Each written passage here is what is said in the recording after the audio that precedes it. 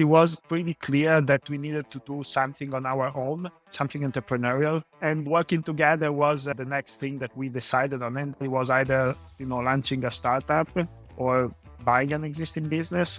We always understood that you could buy a business, but never really knew how you ended up there, with what money you could possibly do that, like all that it entailed.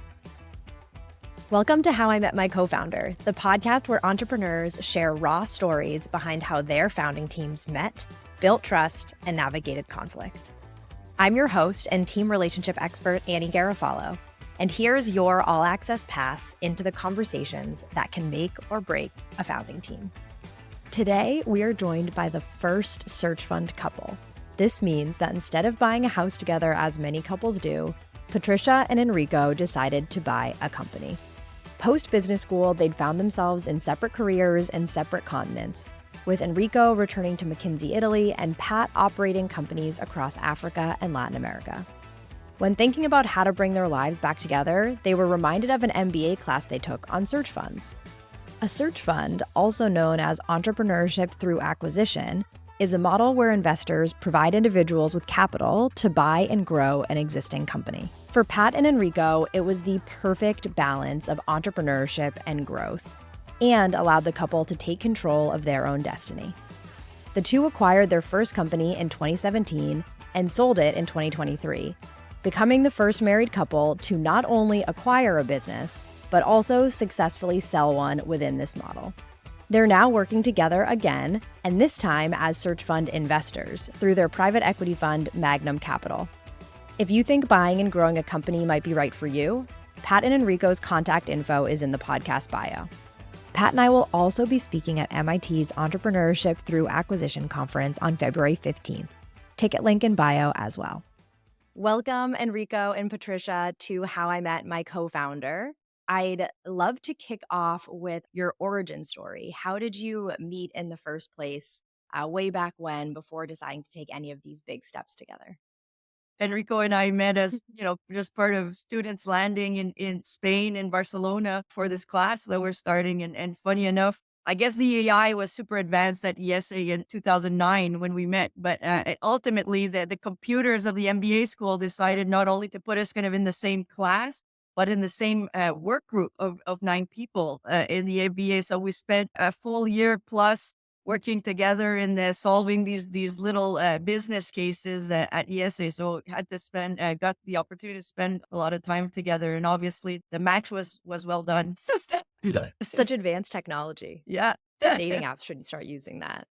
I'm curious, was that the first time you heard about the entrepreneurship through acquisition industry, the search fund industry? Was that at business school? And what was that like? Yeah, I think we always understood that you could buy a business, but never really knew how you ended up there, with what money you could possibly do that, like all that it entailed. And I think there was a course there called Entrepreneurial Finance, which talked about how to finance businesses. And one class at the time was about this new thing called search fund, which essentially is a way to buy a business without having any capital to start with for new, let's say, recent graduates most of the time, become its CEO, become its leader, and have the opportunity to create value by growing organically or inorganically, and just being a business builder. The only difference between back then and now is that at the time it was just one class. No, it was like not maybe like a full course, or like there were not clubs, and like it was not really a common career path. So yeah, the class kind of planted the seed, in our mind, and then like it took a while to germinate, but then like it was there, and we thought about that for a while. Can you share a little bit more about what was top of mind then? And then how did you get to the point where you decided, okay, maybe working together is the right thing, and maybe buying a company is the way that we want to go, and have that seed really germinate and kind of grow? Yeah. When we graduated, we each kind of went our separate ways on a professional sense. So I worked in like some pretty fun places, like in East Africa, like Uganda, Tanzania, and then went over to Latin America in Panama, notably spent some time there to operate the business. And so that's really what I wanted to do, and never wanted to feel like I was sacrificing anything to follow somebody else around, or somebody else's ambition. So that's what I decided to do post MBA. Myself, I continue to go to my career with McKinsey. And the idea was was the same as Pat said. No, like we were both working with two great companies who taught us a lot and gave us a lot. But ultimately, there was like a fundamental issue that we could not be in the same plate. So we had time where I was working in Rome and spending my weekend in Kampala. No, so like in Uganda, and that was fun, but I don't think it was really sustainable as a couple. So we reached at the end like what we could say an inflection point, because we progressively wanted more and more to be master of our own destiny, and we got tired of basically like always asking and waiting, and try to do something which was really hard to do considering the like our work career. Yeah, I will say So that's there's always these when you work for a bigger company, there's always kind of the internal politics going on, and you always had to kind of convince, it's somebody higher up than you, to kind of put you in a specific location or kind of give you this promotion. And I think like as time went on, we got more and more tired, and at one point we just came to this conclusion that if it's too hard to convince people that to put us both at the same country, then why don't we just, maybe it's time for us to do our own project and to do our own thing. And I think that's where the kind of search Absolutely. fund model came back to us, and we decided to take a closer look at it and decide if this was for us. Absolutely. And I can imagine that the desire to control your own destiny resonates with a lot of listeners. There's some studies that show that founders or entrepreneurs have one of two primary motivations. It's wealth. They're motivated for profit and to make money, or they're motivated for control and to have control over building something, over their own lives. And in your case, it sounds like there was a motivation for control professionally, but also personally, and of your personal life and these other priorities, which I also think is a beautiful weaving of the personal and the professional, like using your professional career and having control over that to also create the personal life that you want. Gives much more of that work life integration than what you see with some people doing work life separation. So that brings me to a question on how you've been thinking about work-life balance, and especially as you were thinking about, we want more control over our own destiny, we want to be together. This next step of entrepreneurship or entrepreneurship through acquisition is seeming appealing. What were you thinking about in terms of benefits of that approach, and also maybe risks that you were talking through? personally, I was more concerned about that before actually getting into the daily life of like working together. And I think that I was concerned about that because I wasn't doing something that I was like as passionate about as I am about working together and then like our entrepreneurial project. And I think that from the moment that what I was doing, it was really fulfilling, and it was like reflecting my passion. There was really no hard line between like work and personal life. At the end, what we do is like all intertwined. Like we like so much that what we do that is like part of us as a couple, doing working together and like being entrepreneur so much that even if we go on a vacation, we still talk about couple things like our children, and our business together.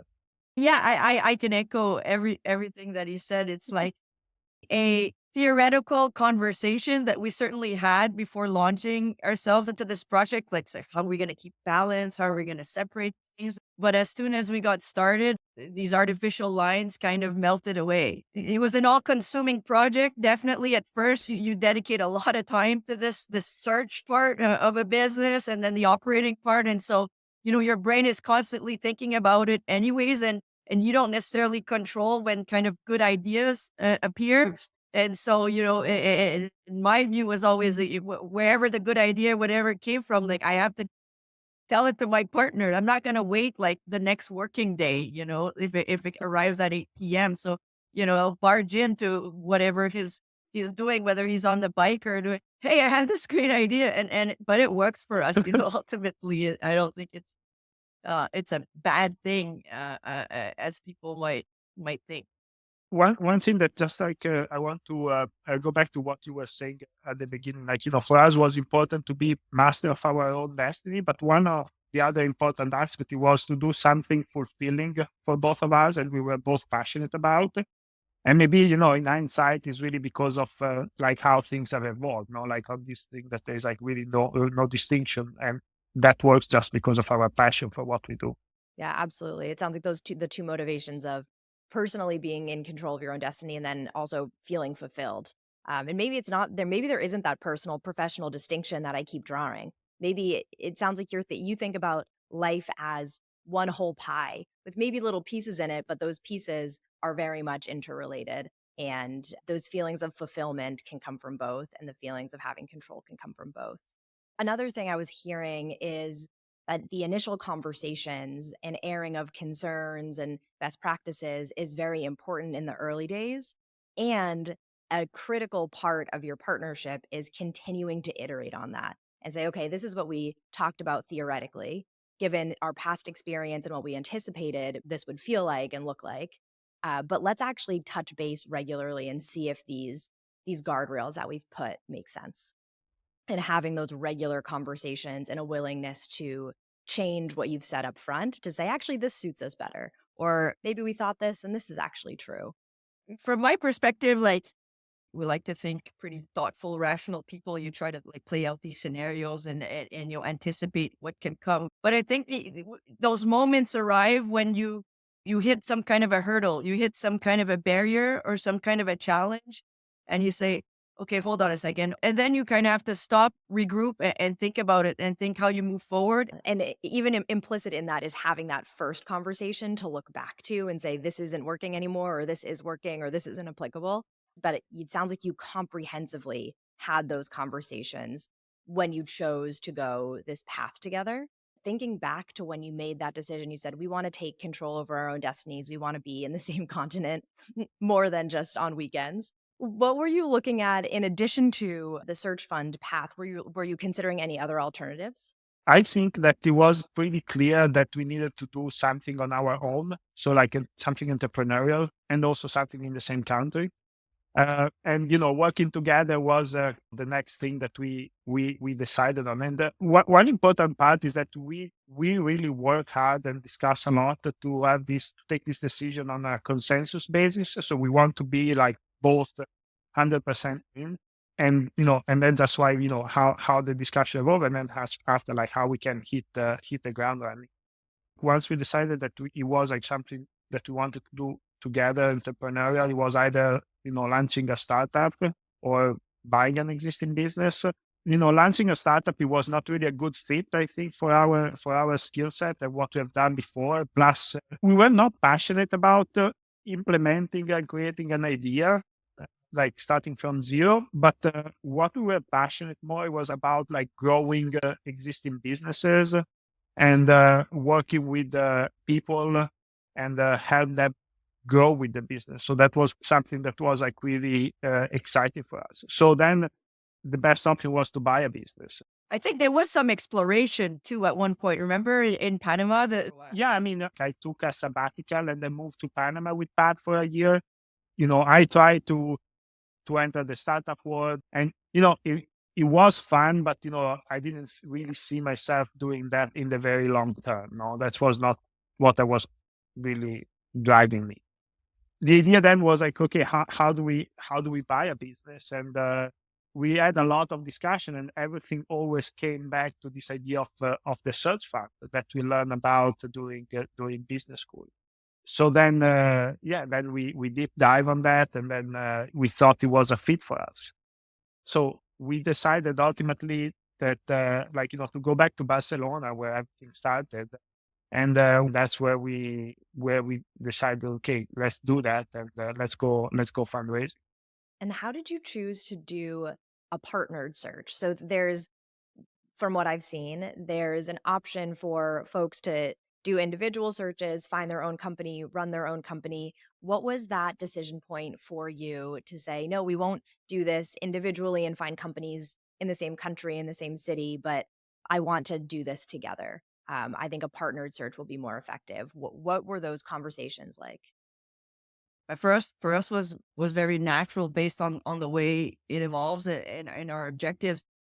Personally, I'm always a team sports kind of girl, like in the sense that I always played different team sports. I grew up in that environment, and for me, any type of entrepreneurial project for me, would always involve a teammate, whether that be Enrico or anybody else. I think that's just would make me feel more comfortable, and I understand the value of making yourself better by being two people, two strengths instead of one, despite it's not a sacrifice, but obviously the economics, you have to be willing to take a cut on your economics. But for me, I always believe and thought that the outcome would be better ultimately in a team. And so for me was a very, I wouldn't have done it any other way, I guess. And it was just a matter of finding the right partner, basically was right there next to me. So that for me was quite a natural decision. And I think it's natural for most people. If they have a partner in mind, they know right away, right? And maybe the fact that we were able to learn about each other during the MBA, which is like a fast-paced environment, but I would say like relatively safe environment to learn. Maybe the fact that we were stronger together was already in the back of our mind, after this experience that we had at the MBA. And I think we were also very aware that we had like a good set of complementary skills. So it's not that we were doing the same thing in the same, like, similar companies, but we were doing things that were really complementary. So the personal partnership and like the skill complementarity, I think, yeah, it was really clear for us that we were the right the right fit. I'm hearing three things there. One is having a time period where you've worked together in some sort of, I would even say, intense way. Business school, those projects can be intense, and understanding how the other person shows up in times of intensity is really important to understanding. Do we work well together? Do we respond to stress in either similar ways or at least complementary ways that work together? So there's this one element of almost a trial period, whether it's by design or by fate. Two is around having the skill set complementarity, and that I think about that as more of a functional complementarity.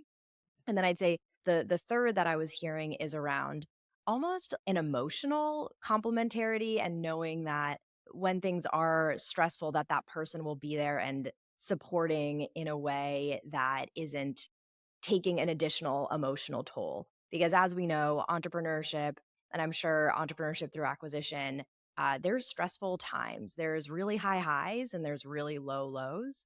And making sure that the partner you're working with can celebrate in those high highs with you, but also will not make those low lows lower, but will help to kind of balance things out. What else makes a great partner? All those things that you've mentioned, definitely. And for me, ultimately, it comes down to like, I had an immense respect for Enrico's professional abilities. Like, he could do things. I was like, wow, I wish I could do that. Or maybe I could do it. Take me a week. It takes him 10 minutes. Like, wow. And I knew that, like, if I was going to embark in this kind of entrepreneurial journey, I needed the best possible teammate I could have. And I couldn't think of anybody better than Enrico. And when you have this professional respect for the other, it also means that you have this ability and willingness to listen to what they have to say.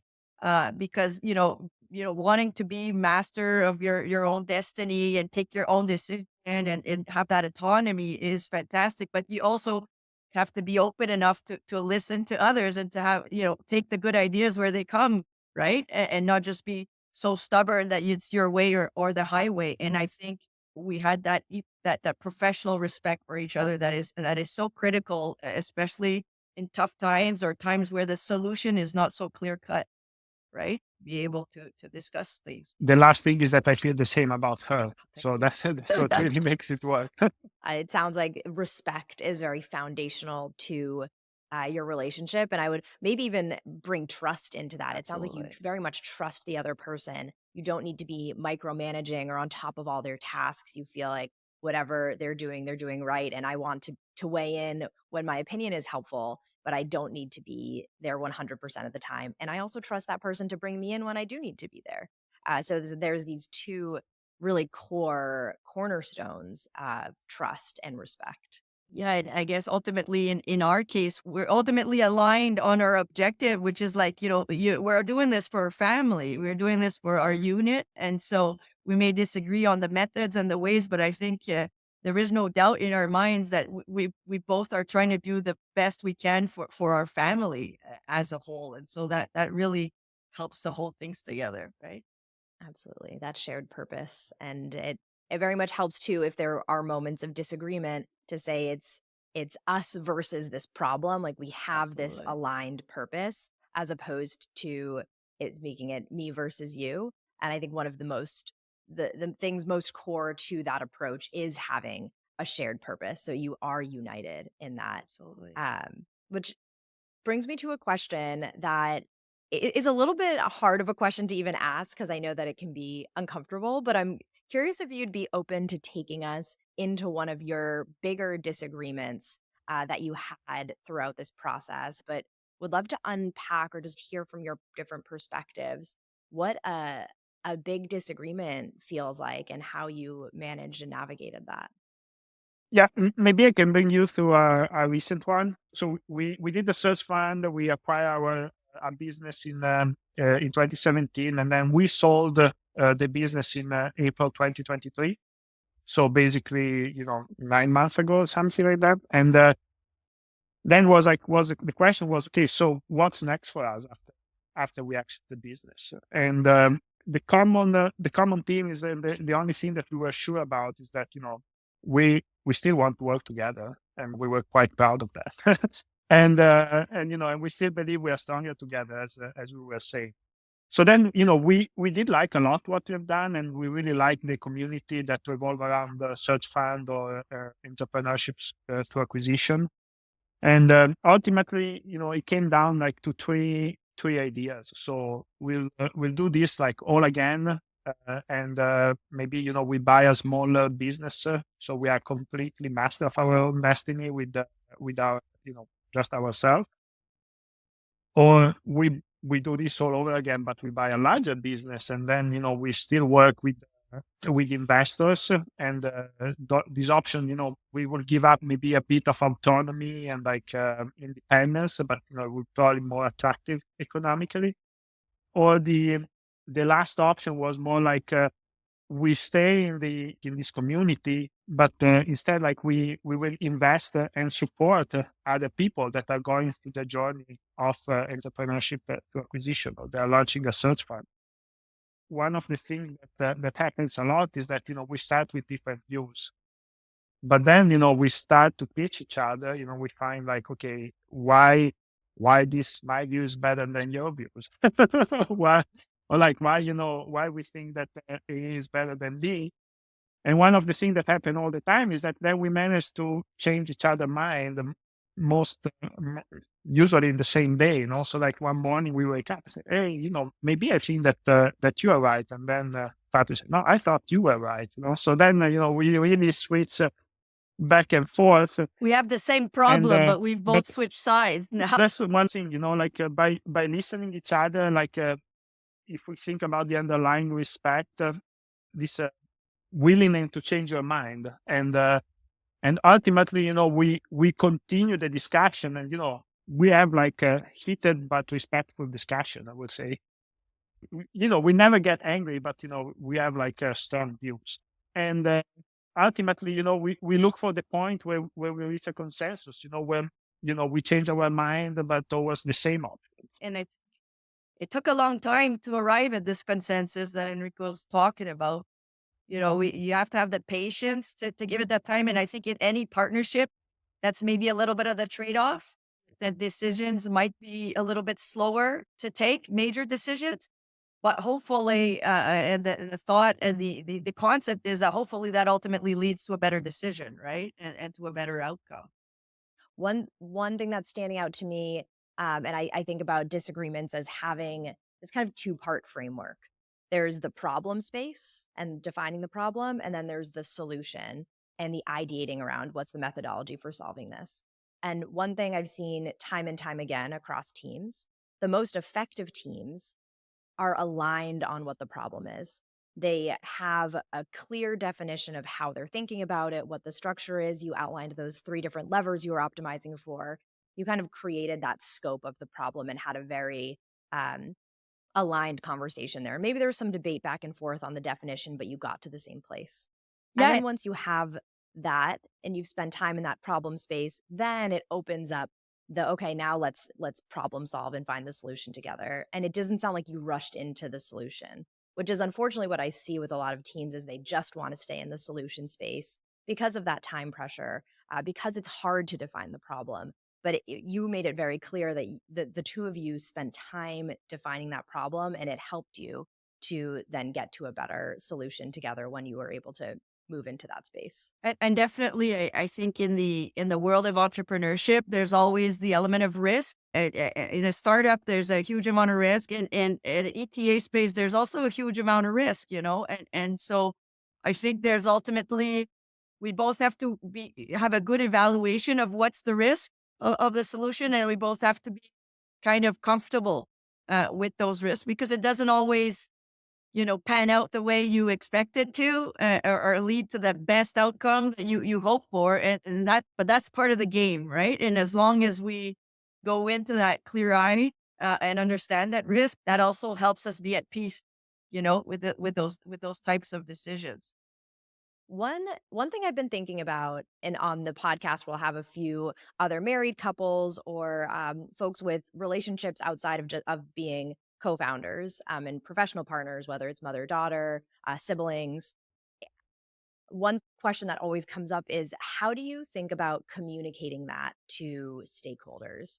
So whether it's a fundraise, maybe it's less applicable now because you have years of data points. But back when you were raising to go out and search initially, how did you think about sharing that you were not only business partners, but also played other roles in each other's lives? So when we were fundraising, we were transparent about that, but it was not like something that we would emphasize. And transparency is like super important because when you do ETA and you fundraise and you want to have like a group of investors, it's more like of a partnership relationship. Not like it's very different than like a employer-employee relationship. So you want to be transparent. You need to be in the same page. You are entering like a long journey. Yeah, and you're taking on a huge amount of risk together. So transparency is key. We didn't really emphasize this because for us it was like we are a good partnership. We have complementary skills. We are like great professionals on our own. Yes, we could do this on our own, but we are gonna have better result together. So actually, the business that we ultimately end up purchase was run by a husband and wife team, and many small businesses are. So it was really like there was a connection from the start. That's amazing. And there's elements that some will look at as risks and others will look at as real benefits. Just because you're meeting an investor who might not see the value of a married couple or even a sibling duo, mother-daughter, that there are investors or other partners out there that see that as a massive strength. I'm curious for search funders that you're looking to invest in, or for any listeners who are thinking about starting their own company or in the early days of starting a company with a partner, what advice would you give them? Pick the right partner. Joking aside, my advice would be you need to first know yourself. You need to understand yourself. You need to understand if a partnership is right for you to begin with. You need to understand if you think a partner will make you stronger or if you think it'll just slow you down. So know yourself. And once you know that, then you can kind of look out and see, okay, if a partner is the right way to go, who's the best partner I could possibly have. And all the better if you can kind of do a test run first. On my side, I think it's really important to keep listening to your partner and be open to change your mind, like if it's necessary. Like when you start a discussion, you have a rational point, and the beauty of the partnership is that your partner might uncover something that you didn't think about. So at that point, be open to change your mind and take the decision for the greater good of the partnership, because that's ultimately also what is the best thing for you to do. Those are absolute nuggets of wisdom that I hope all listeners take away. And a quick plug, Enrico, Pat, and I will be at the Entrepreneurship Through Acquisition conference at MIT talking about how to find the right partner. Is a partner search right for you? And that will be in mid-February. I'll have the link here in the bio of the podcast. And want to conclude by saying thank you so much, Enrico and Patricia. Really appreciate you sharing your stories. Thank you. It's been a lot of fun. Thanks for listening to the show this week. Please make sure to click the follow button on your podcast app so you never miss an episode of the show. We'll be concluding this season with an Ask Annie Anything. Submit questions at confidant, confidante.info/podcast or email podcast@confidant.info. Submit questions by February 20th to be included. I'm Annie Garofalo, and thank you for listening to How I Met My Co-Founder.